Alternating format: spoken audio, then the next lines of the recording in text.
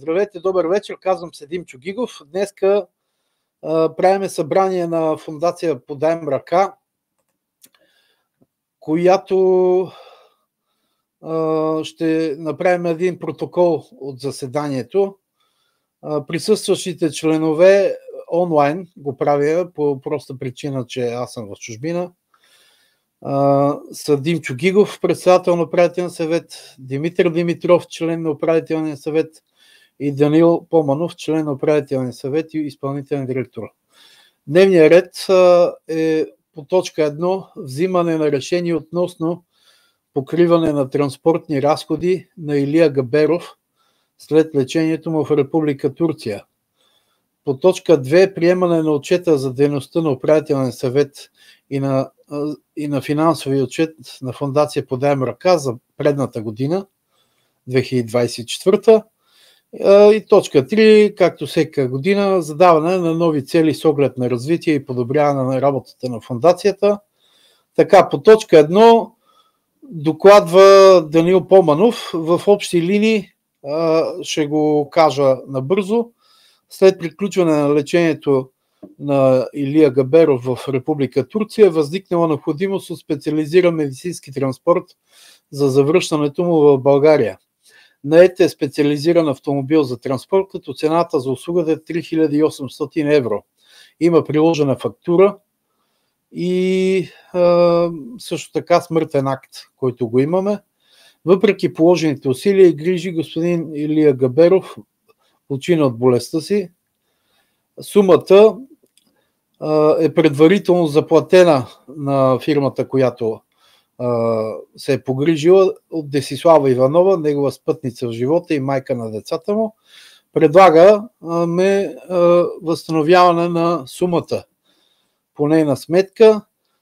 Даниле, ти ако има нещо да вкараш по тази точка допълнително. Значи, Илия Габеров, понеже там се реши, че вече няма смисъл да се лекува и решава да си го приберат, той все още там е жив и благополучно пристига в Монтана, там в болницата, и там почива. Все още е бил жив, когато е дошъл. Там може да се потвърди с документи, които сме приложили там. И с епикризата от Монтана. Тъй като са били заплатени тия средства, лични средства от тях, и той все още е бил жив, логично е да им възстановиме средствата от събраните средства в фондацията. И това е общо взето, трябва да го решиме, нали?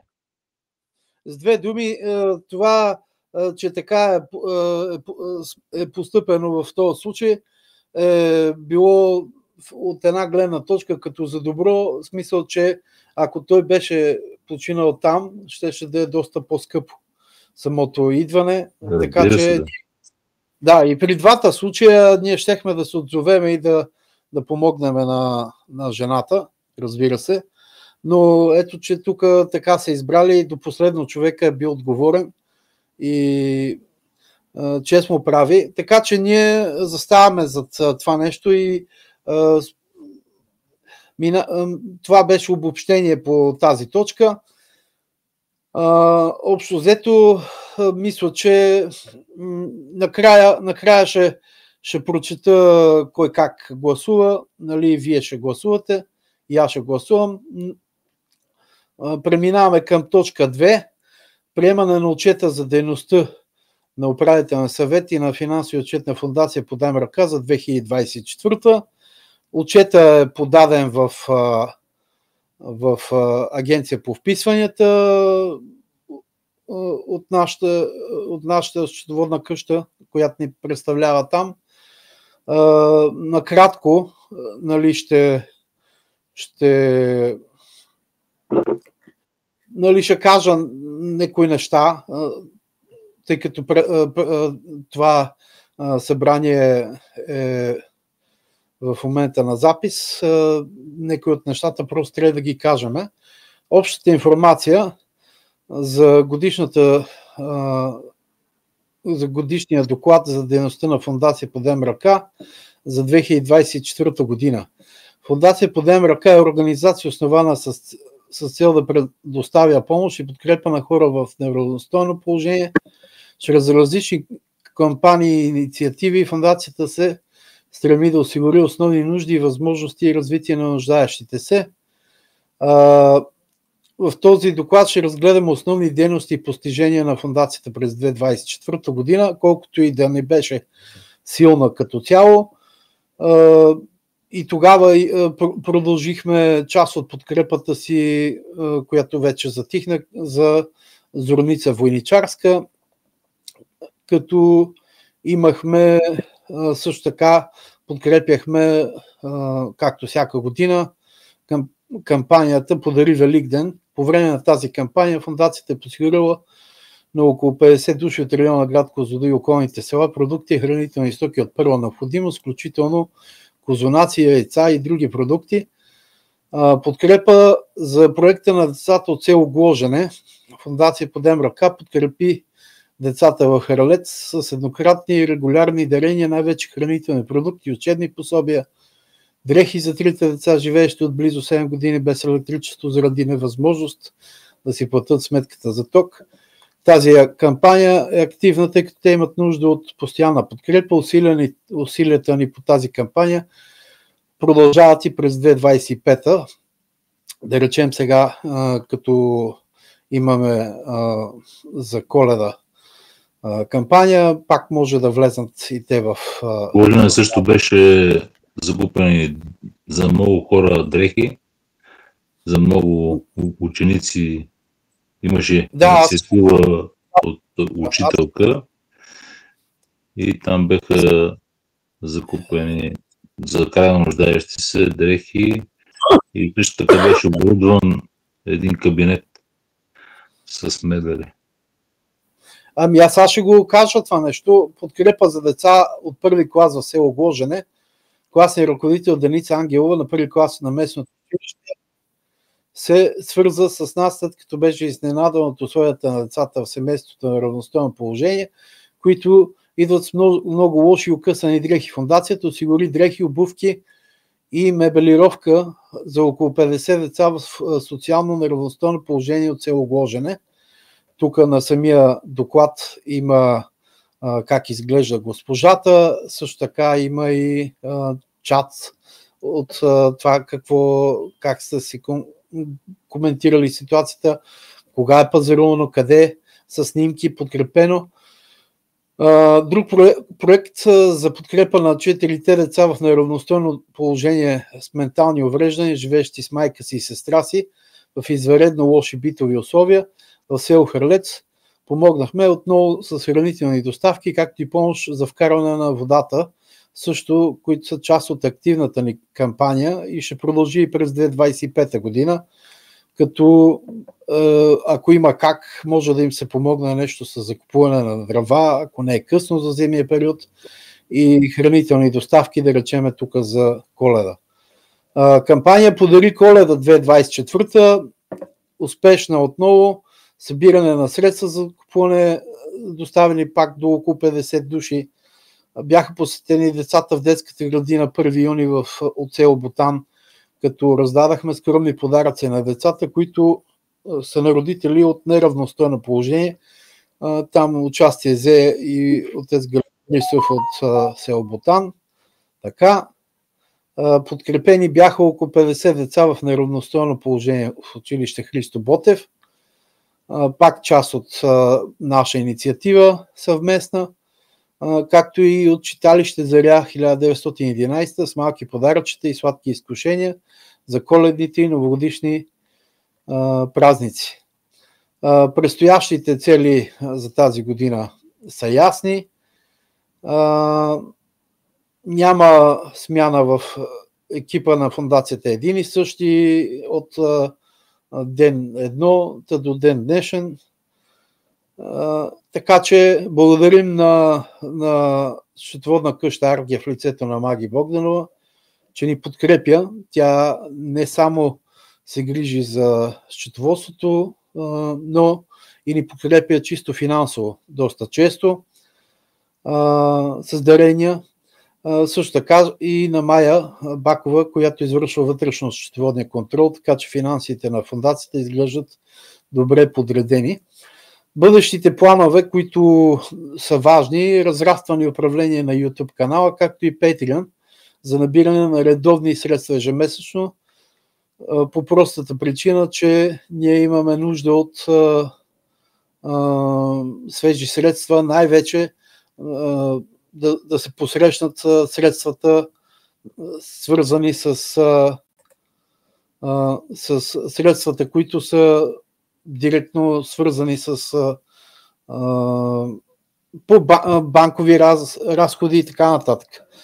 Не са един и два видовете разходи, като дойде време за смяна нещо на електронен подпис, разни такива неща, винаги има нужда от някакви средства, така че който слуша, гледа този отчет, може да се включи в Patreon и оттам също да ни подкрепи. Това е общо взето за сега по тая трета точка. Искам само да се... Момент само да го... Така, искам сега само от точка 1, това, което го обсъдихме за възстановяване на сумата за господин Илия Габеров, да гласуваме. За се гласува в момента. Да. И тримата сме за. Точно така. По точка 2, която приемаме финансови отчет за 2024 година. За. Така.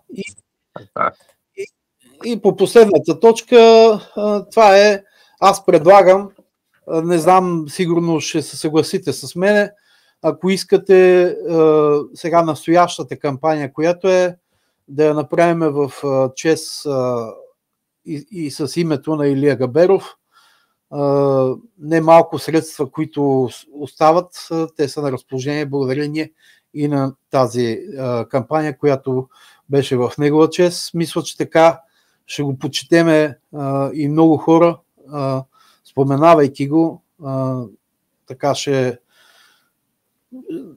Дано да му е леко, той беше един смел мъж и вярвам, че не трябва с това нещо да приключваме, трябва да го помним, човека беше истински мъж.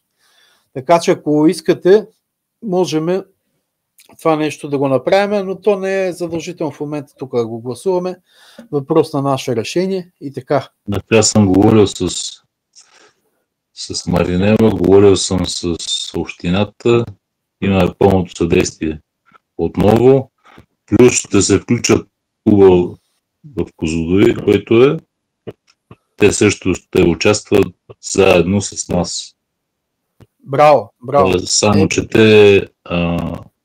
те ще правят, смисъл ще координират с нас, но по техен си начин ще раздават храна, там ще правят мотобиколки, ще го популяризират там в техната група, но искат да участват заедно с нас. Браво. И това ще бъдат някакви допълнителни средства от техна страна и вече ще съгласуваме пазаруването, как ще бъде, какво ще бъде и така. Ние ще си го направим както си го правим всяка година, плюс аз тия дни ще се срещна с техен представител и да уточним те какво точно искат да направят и да го съчетаваме нещата.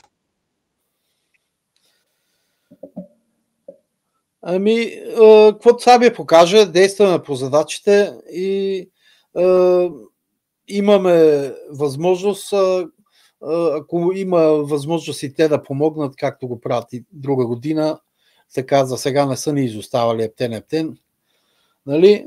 Ако има възможност да стигнем до малко повече хора, то всеко нещо зависи от постъпленията, защото в края на краищата хората трябва да им стане ясно, че тия, за които набираме средства, наистина са на зора. Самата кампания е активна, с малко ще я подигна и каквото се събере и от мотоклуба, и от общината, там какво съберат и заедно ще направим, нали, пазаруване с фактурите му от наша страна, от техна страна, както всяка година как го правим.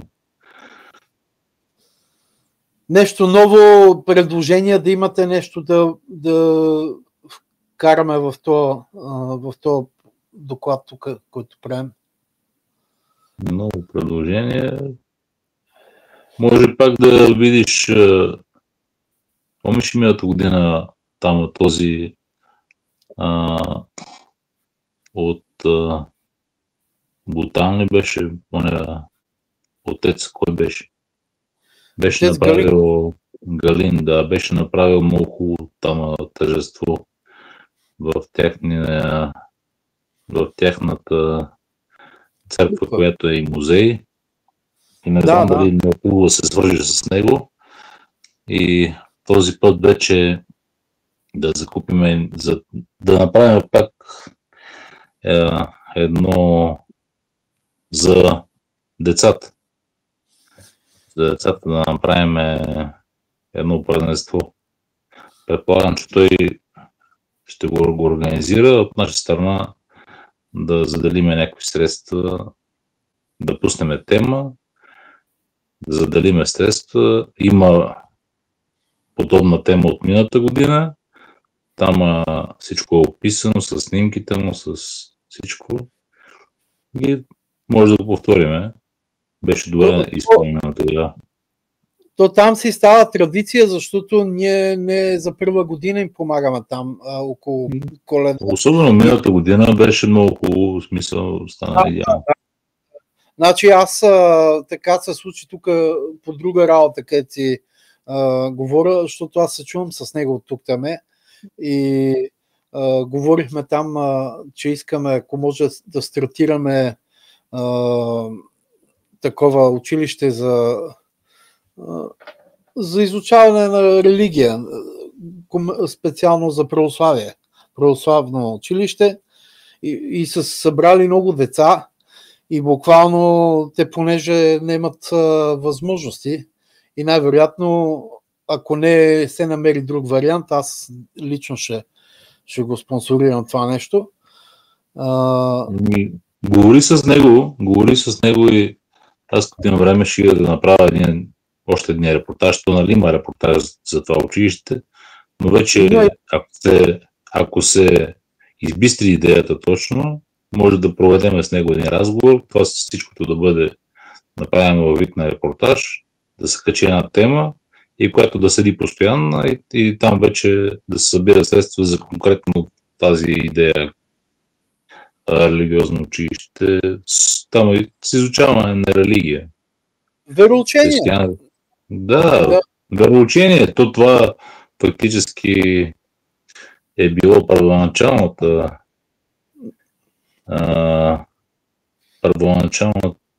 цел на това килийно училище, което те са възстановили там.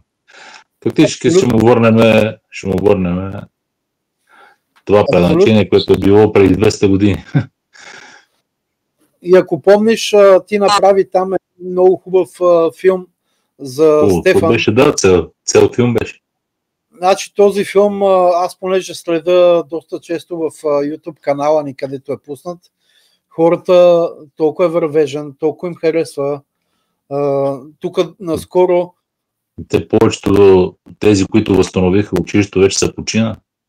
Да. И аз затова му виках и на него, нали, викам, не моля ли нещо да направим в негово име, в име на тия хора, къде там те чисто доброволно са го правили всичко това нещо. Та до ден днешен седи и го има. Но няма да има проблем, стига да има инициатива, ние не за пръв път им помагаме там, но най-важно това е, че са събрали над 25-30 деца готови да почнат вероучение, което е страхотно. И това точно в това килийно училище, което е било още по турско време, е работило и сега пак същото ще бъде. Което мисля, че е може би уникален случай в България. И ако можем да се напънеме, да даде Господ сила и ние да сме здрави, защото виждаш, че е много тежко всичко. Не знаеш, днеска си е така, утре при нас няма кой кого замести. Един да капне, отидех. Има ли желание, се намира възможност? Да, живи, здрави. Мисля, че проведахме, това е общо взето събранието. Взето е решение, ще ви изпратя протокола да го подпишеме всички и вече съответно ще установиш връзка с жената. Ще се убедиш поне един-два пъти там да сме сигурни за нейната сметка, нали, по банков път да се извърши плащането и това е. И оттам насетне вече код Сабия покаже и така. Действаме за коледната акция. Коледна акция и вече едно по едно и другите работи. Ами благодаря, че това беше. Сега ще го прекъсна. Само може да останете за момент.